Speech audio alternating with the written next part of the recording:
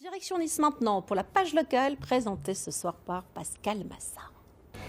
Bonsoir à tous, merci de nous rejoindre dans cette page niçoise. À la une ce soir, le harcèlement scolaire de la cour de récré aux réseaux sociaux. Un enfant sur 10 serait concerné.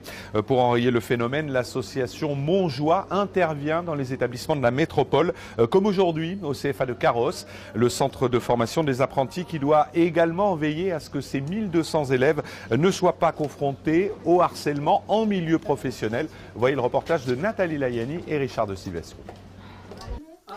D'abord, il y a des mots posés sur un bout de papier.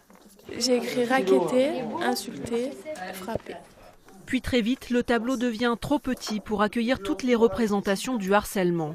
Alors viennent les témoignages. Une élève raconte avoir croisé une apprentie qui retournait la violence contre elle-même.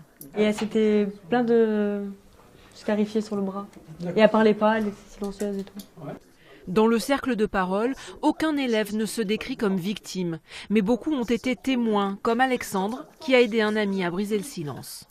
Il m'en avait déjà parlé et j'en ai parlé à d'autres personnes qui eux-mêmes en ont parlé. Et à un moment, un jour, on a décidé de casser ça, quoi. Et on l'a aidé.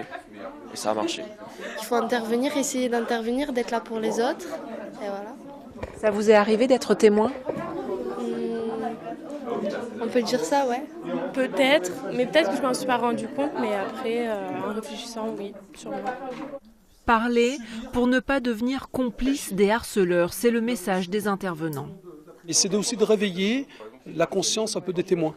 Parce que souvent, lorsqu'on est témoin, on peut être un témoin proche de quelqu'un.